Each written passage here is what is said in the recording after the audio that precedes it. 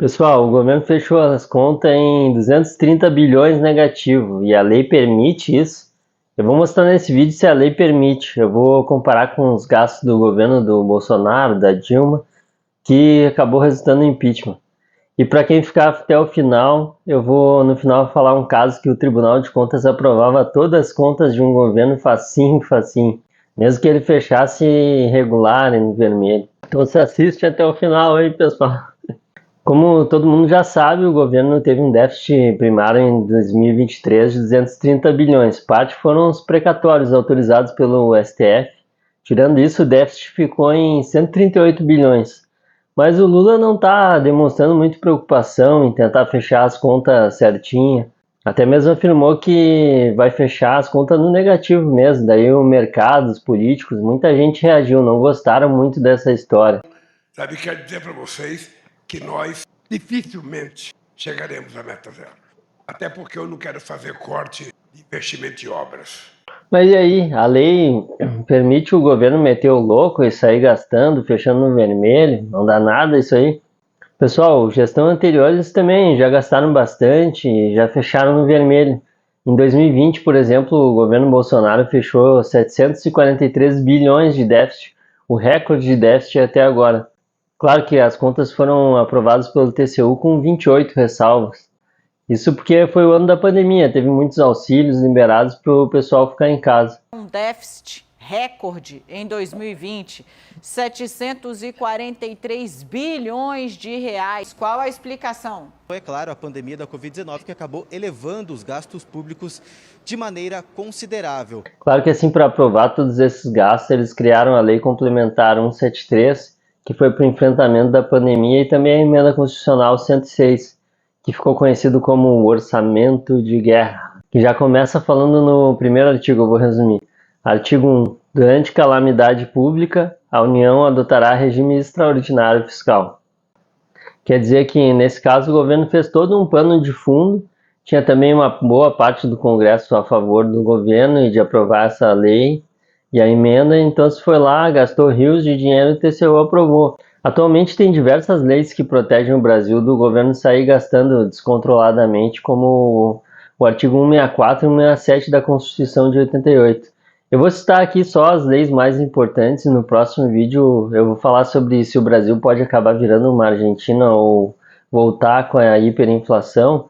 Daí sim eu vou falar tudo que impede o Brasil de sair emitindo moeda e gastando descontroladamente. Então essas leis mais importantes que impedem o governo de gastar descontroladamente é a própria Constituição e a Lei de Responsabilidade Fiscal. E foi por essa lei também que a Dilma caiu. E outra lei que daí, ao invés de controlar os gastos, deu uma aliviada para o governo gastar, mas foi esse novo marco fiscal chamado de arcabouço fiscal, que vem para substituir o teto de gastos, que é a Lei Complementar 200 de 2023. Eu vou explicar por que esse arcabouço fiscal está permitindo o governo gastar mais. Primeiro que foram excluídas certas despesas do teto de gastos, como calamidades, e uma parte de gasto com investimento em infraestrutura e despesas com saúde e educação, elas podem ser tiradas também do teto de gastos.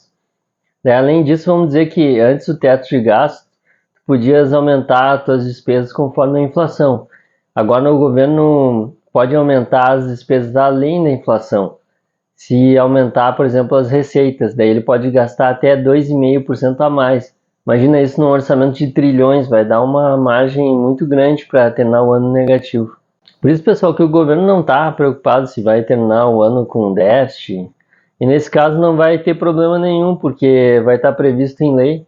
Essa lei ela já foi feita para isso. Tá, mas vamos comparar com o déficit do governo da Dilma. O déficit dela foi de 100 bilhões. Claro, isso em 2015, hoje corrigindo pela inflação, seria mais ou menos uns 150 bilhões. E daí, com isso, ela sofreu um impeachment. Não só isso, né?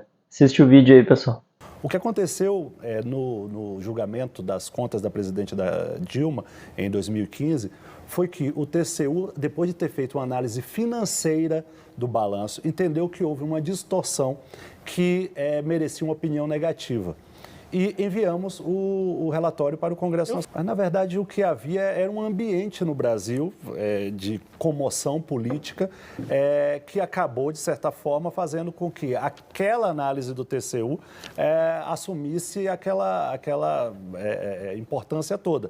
A Dilma teve as contas reprovadas por todos os conselheiros do Tribunal de Contas da União. Todos reprovaram as contas, todos, pessoal, coisa que não acontecia há quase 80 anos. O TCU recomendou a rejeição das contas, só que a palavra final é do Congresso.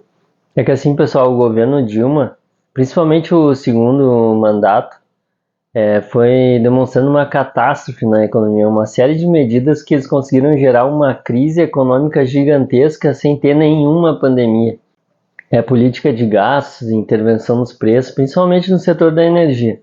Perda de confiança dos investidores, intervenção no setor financeiro, como controle de preços e taxa de juros. Não sei se vocês se lembram que a Dilma ela queria botar uma taxa de juros artificial na Caixa Econômica e no Banco do Brasil para forçar os outros bancos tudo a baixar as taxas de juros.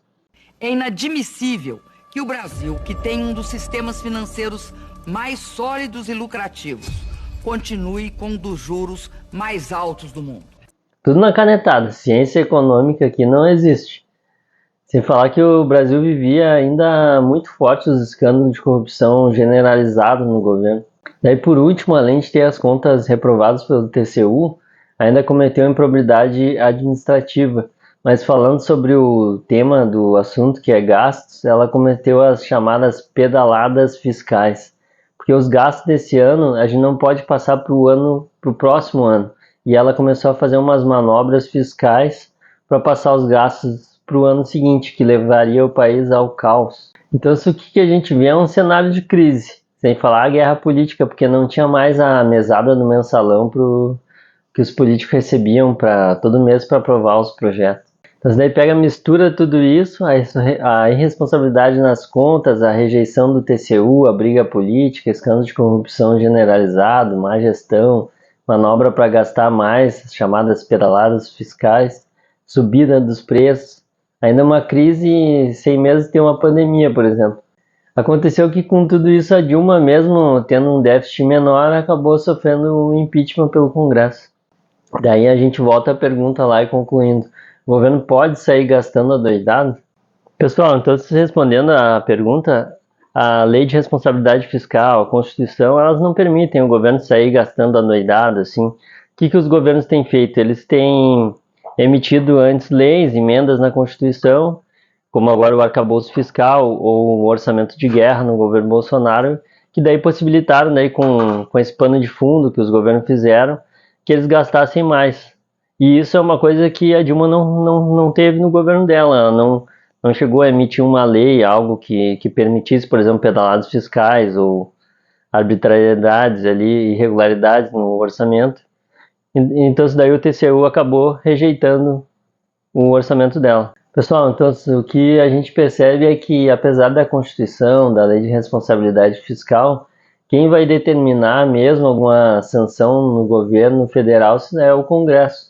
Daí ele pode avaliar a decisão do TCU e outras situações. E para finalizar a cereja do bolo, quem é o governador de um estado aqui no Brasil que teve as contas mais facilmente aprovadas?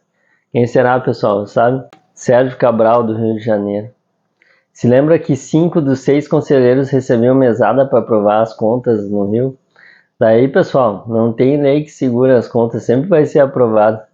Olha aí, ó. Sérgio Cabral deu detalhes hoje de como recebia propina e desviava milhões de reais dos cofres públicos. Segundo ele, o apego ao poder e ao dinheiro era um vício. Esse meu erro de postura, né, de apego a poder, a dinheiro, a tudo isso, né, isso é um vício. Dói muito. Hoje já não me dói mais. E por isso eu venho aqui. Espiritualmente eu estou bem para falar isso. Mas dói muito. Alguém que tem uma carreira política reconhecida pela população e é uma dor muito profunda. Chegar aqui e dizer que roubou. Eu roubei. Dói muito. Feito, pessoal. Curte, comenta, compartilha. Espero que tenham gostado aí. Abração.